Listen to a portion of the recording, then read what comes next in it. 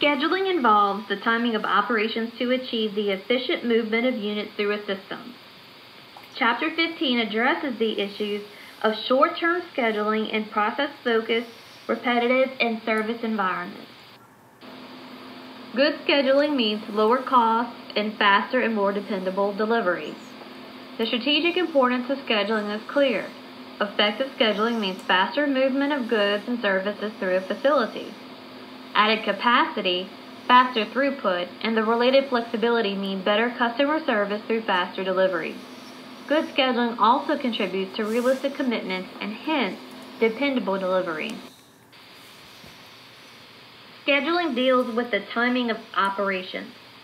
Scheduling decisions range from years for capacity planning to minutes, hours, days, called short-term scheduling. The objective of scheduling is to allocate and prioritize demand to available facilities. Two significant factors in achieving allocation and prioritizing are the type of scheduling, which can be forward or backward, and the criteria for priorities. Scheduling involves assigning due dates to specific jobs, but many jobs compete at the same time for the same resources. To address the difficulties inherent in scheduling, we can categorize scheduling techniques as 1.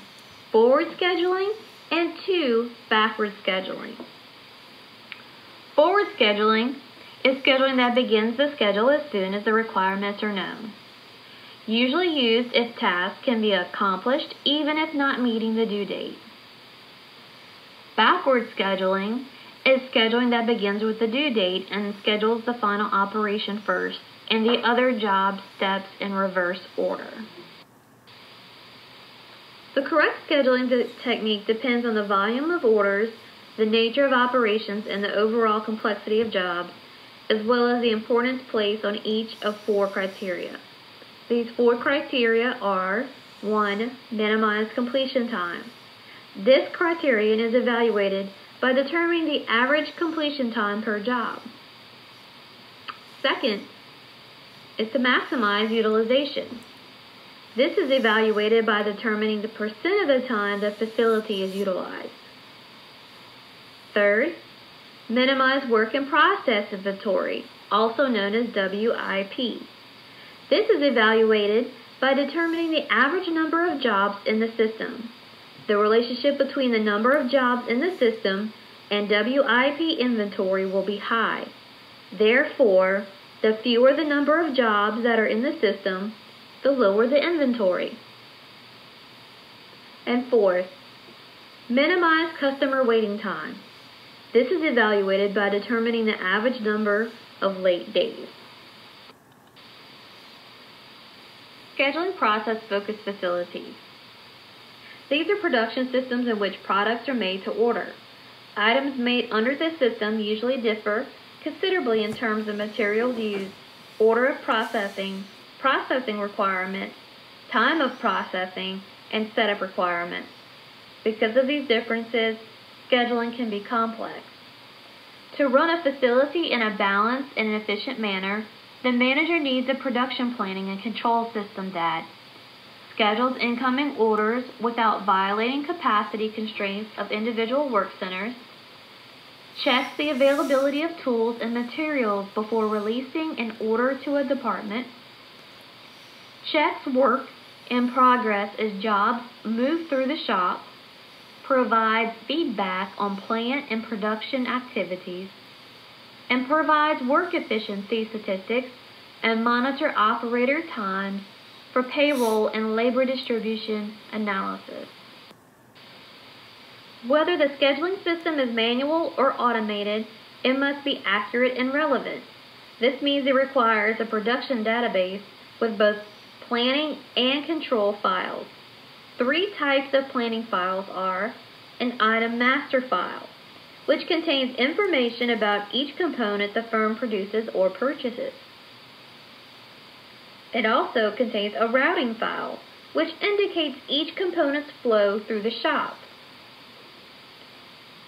And it also contains a work center master file, which contains information about the work center, such as capacity and efficiency. Control files track the actual progress made against the plan for each work order. Loading means the assignment of jobs to work or processing centers.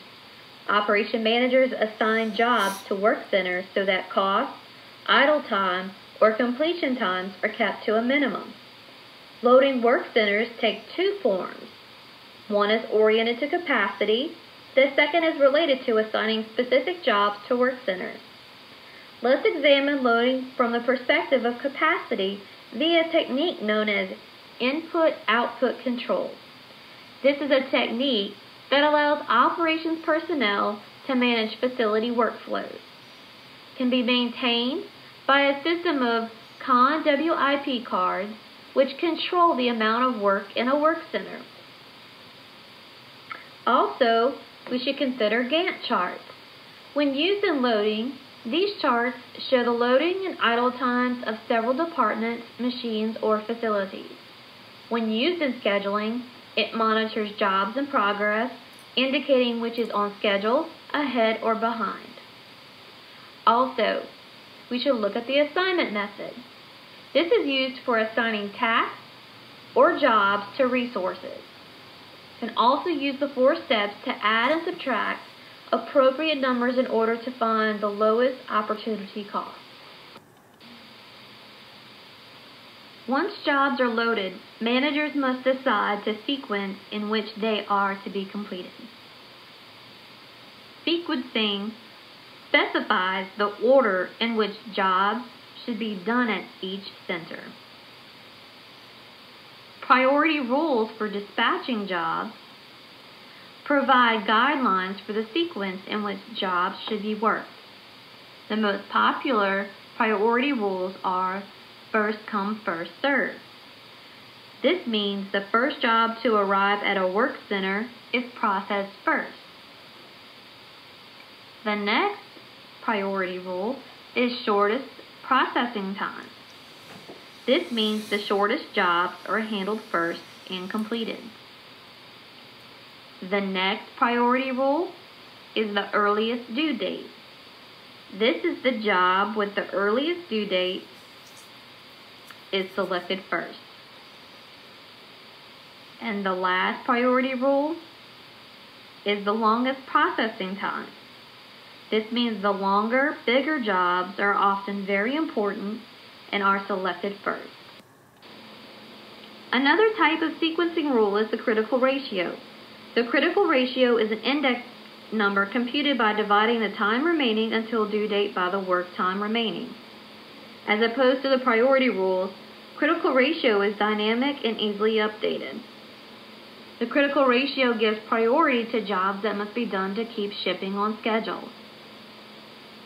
A job with a low critical ratio, which is less than 1, is one that is falling behind schedule.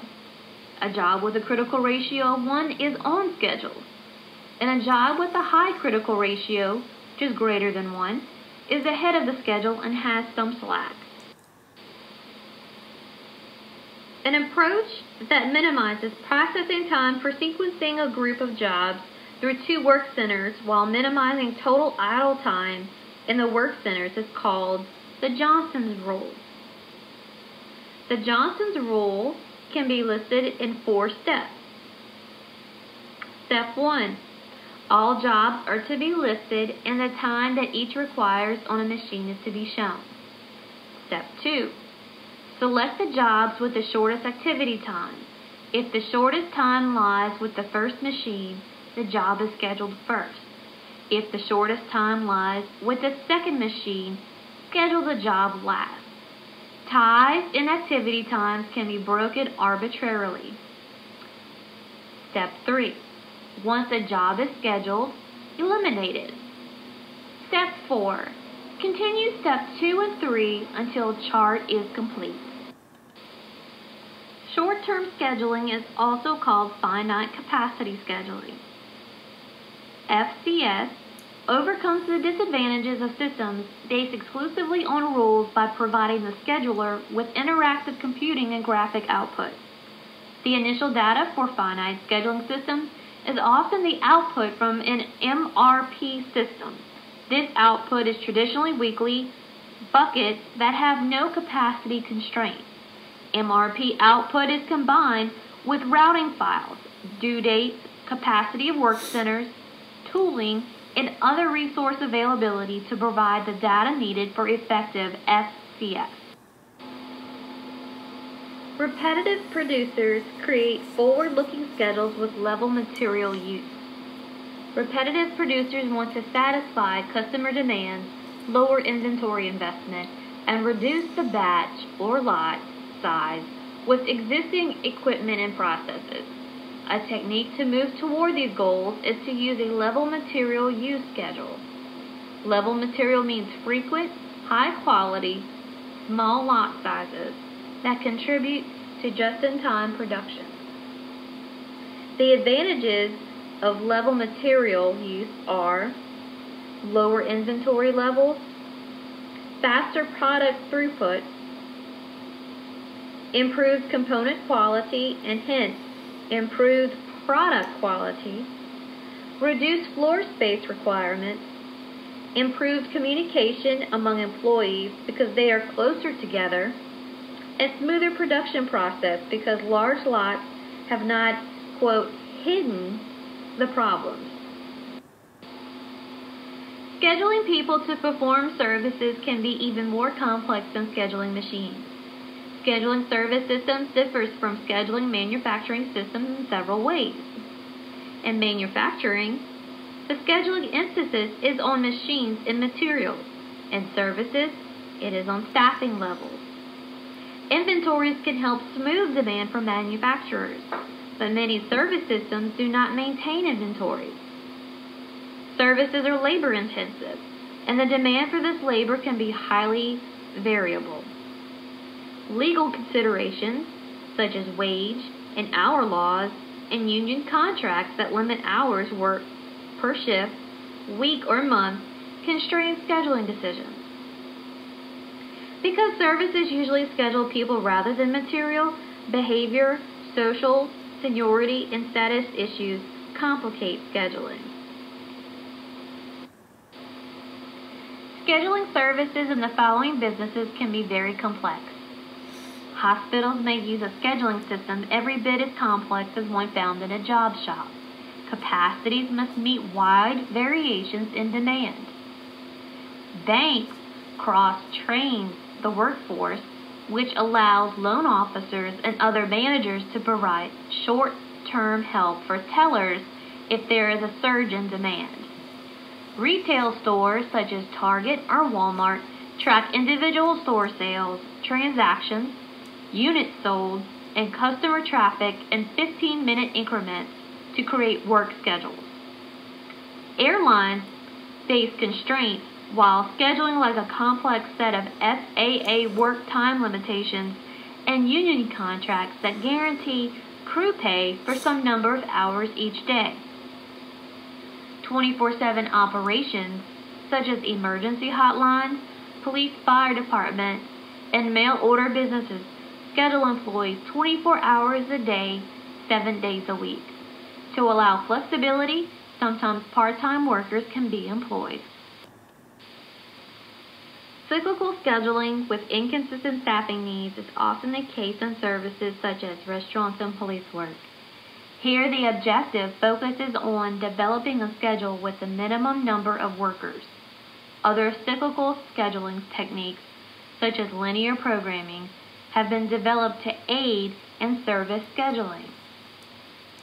There are 5 steps for cyclical scheduling. Step 1. Determine the necessary daily staffing requirements. Step 2.